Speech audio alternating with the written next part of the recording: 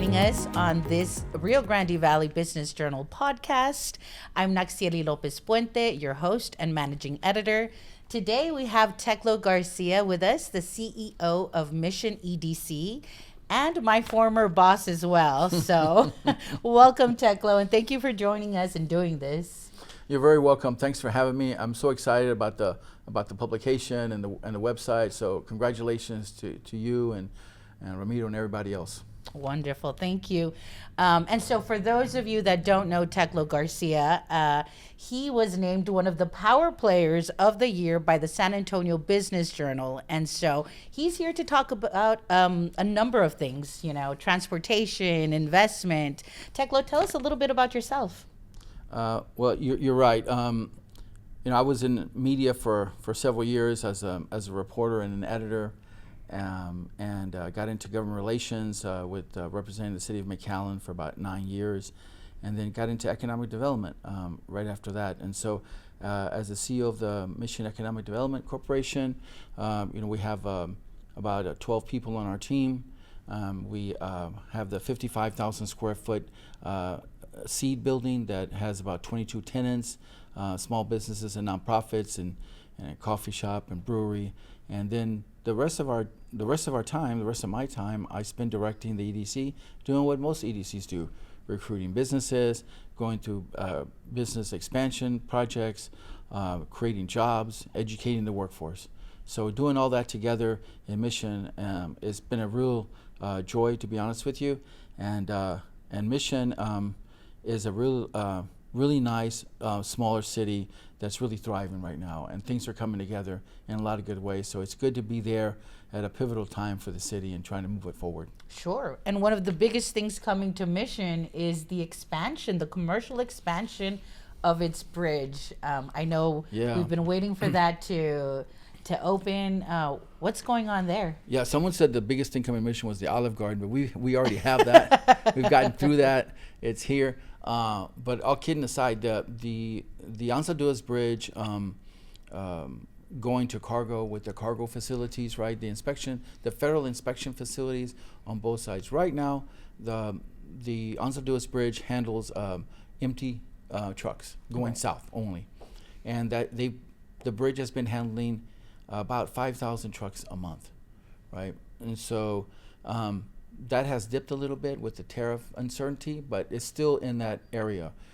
We've seen some stabilization on those numbers, but with the federal facilities in place here, and remember, we can do all we want here, but if Mexico's not doing the same thing, then you don't have a bridge, right? You don't have a crossing point for trucks. So Mexico's installation of inspection facilities and the U.S.'s federal facilities, they're coming online by the spring.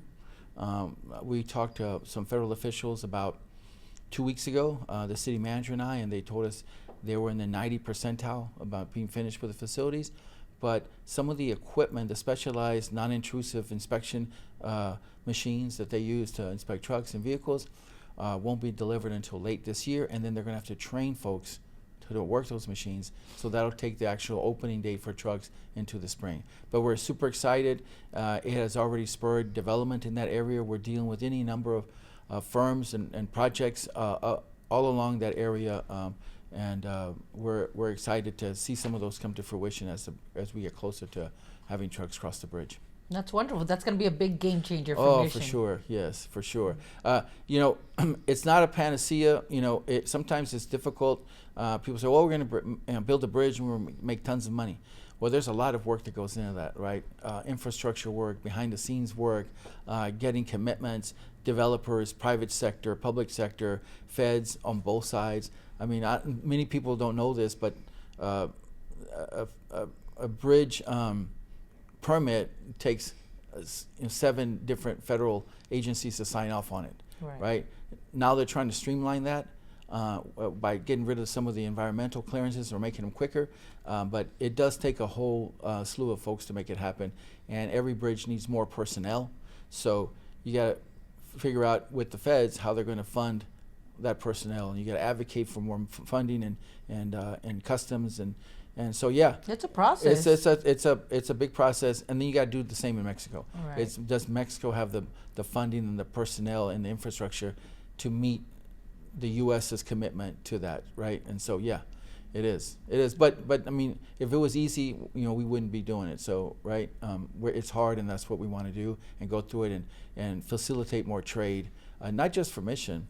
One thing as you mentioned, I'm on the Border Trade Advisory Committee for that is run by TxDOT and the Secretary of State, the Texas Secretary of State. Right.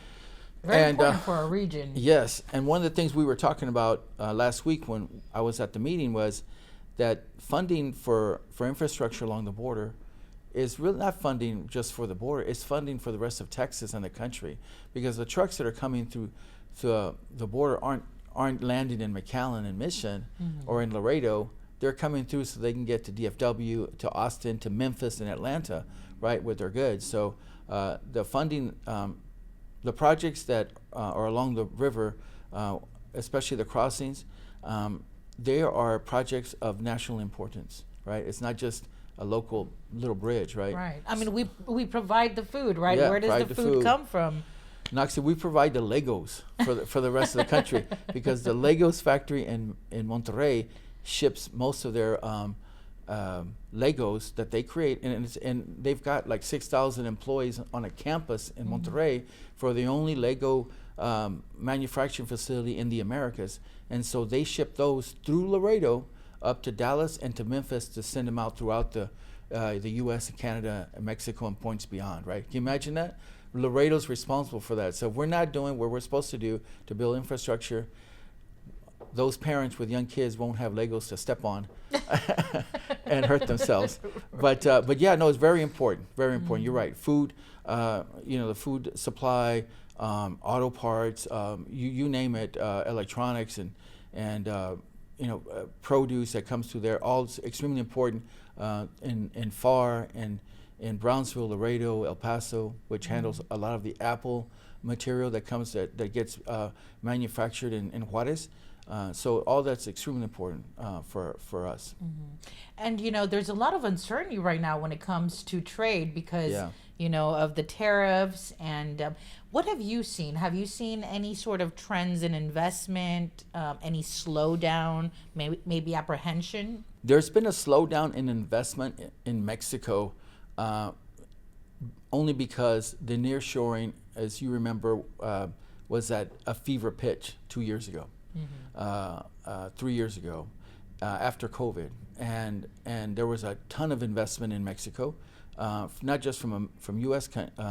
firms, but from multinationals in China and Europe and other parts of Asia.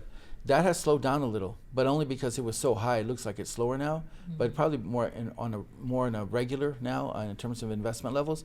But they continue to invest, and the maquilas along the border continue to produce. Trade tariffs, or at least the talk of them, has definitely destabilized some of the regular manufacturing lines.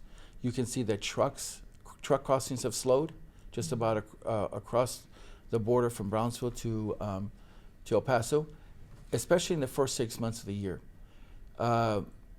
It looks as if, and we're being optimistic here, that the Trump administration is working well with Mexico, and perhaps the tariffs won't be nearly as high as what they were thought at first. So that kind of talk has stabilized truck traffic, right? And truck traffic is endemic of what's going on at manufacturing plants, right? So if we see that stabilization and there's a favorable rate for Mexico, I think that would be the best thing. The bottom line for businesses in Mexico, or anywhere really, is they want to see certainty, right? So when there's a lot of flip-flopping, oh, we're going to do tariffs, no, we're not. Hey, it's going to be 50%, no, it's 30. And I think that most businesses that I've spoken to, and I spoke to 2 different ones today, is if there's a certainty for them, and if it's 10% or 20%, they may not like it, but they can work with that, because that gives them an idea now how they can make their budget for next year or the year after that. They can plan for those things. What they can plan for is instability. Right. Yeah. And so switching gears, but not really, crossings, right? Not just for trucks, but our counterparts in Mexico that come shop here, come, do business, spend their money. How's that? How's that going? Well, and it depends on what city, but if you're looking in the valley, what we've seen the trend over the years is less trips, but more spending per trip, right? Interesting. Because it is difficult. The border waits are long, especially during holiday periods when this would take place. There's no doubt that the U.S. And the Valley, San Antonio, and points beyond that are easy to drive to is still an attraction for Mexican shoppers, Mexicans with the means to shop in the U.S., right? And McAllen is certainly part of that. So we've seen a slowing of growth in retail over the last year. It's still growing. It's certainly not in reverse. But that tells us that part of that, because Mexican shoppers are thought to be about a third of the shopping that takes place in the valley. Right. If that's the case, then they contribute to that slowdown. But look, the valley's been, and the border has been through all kind of tumultuous situations the last 30 years, from peso devaluations to violence to any number of situations, gas crisis. But the consumer, the retail thing seems to survive all of that. So there's going to be situations where there's dips in the economy. Right now, we're not seeing that. Yeah. And, I personally think that the Mexican inspections that were recently added to, that side of the border have really slowed down things. At least for me, I've been to Mexico twice in the past 2 months, and a bus trip that was supposed to be 4 hours long was upwards of 6 hours, and I'm talking about going to Monterrey, from Monterrey. I'm not talking about, further than that. Does that mean that American Airlines people are handling those bus times and trips? Because their delays are, right. I tell people that sometimes American does suggested flight times. Right. They're just not really. They're delayed, yeah. No, look, I'm making fun of it, but the border wait times are a very serious thing. As part of Border Trade Alliance, the Texas Border Coalition, and other groups that I'm in, that's always something that we try to address. We try to address that with our friends at U.S. Customs and Border Protection. We address that with our elected leadership that is in Washington, even state level, and they know that that's an issue, and it's a tough one. And sometimes people say, "Oh, well, we should just have 24-hour bridges." Well, people don't travel 24 hours. They travel when they travel. Trucks pick up their goods in the morning. By 11 o'clock, they're at the bridge. Are they going to come in at 3 a.m. now? Probably not, to not do the rush. Or are people not going to shop on weekends because it's crowded? It is what it is. It's kind of like rush hour during the day. There's peak times, and unfortunately, there's, when everyone crushes the bridge during Easter or Christmas, it's just too many people in one place at one time. And we try to tell people to try to, encourage them to pick different times to cross, but it is an issue, and it takes a year to train a customs person, right? It takes, I think it's 6 months for Border Patrol, but for the crossings itself, there's a lot of attrition, and then it takes a long time to train people to restaff those positions. Makes sense. Yeah. All right, and switching over to sales taxes, how's Mission doing with sales tax? We're doing good. We're growing at a 5% rate this fiscal year. The year before was higher, probably about 6%. The year before that was in the 15th percentile. Coming off of COVID, Mission was on fire, right? And now we've slowed down a little bit, but we're good with that. We're projecting 3 to 5% for next year. Some of the instability and the inspections and other delays, might hurt us. As you know, Mission is connected to Mexico through the Anzalduas Bridge, and so we might get impacted a little bit more than others on that. But we continue to work. I think that this fiscal year, which ends on September 30th, we should be at $30 million for retail sales taxes, and that'll be the first time that Mission has ever reached that number. So we continue to beat records on retail. And there's competition out there for retail. As you know, McAllen's on one side of us, and and the West Valley, Peñitas and Palmview continue to improve their retail opportunities. So we're in the middle. So we're trying to work on unique first to market restaurants and opportunities, or some of the national chains that people really get excited about. But Mission also has a ton of small businesses, right?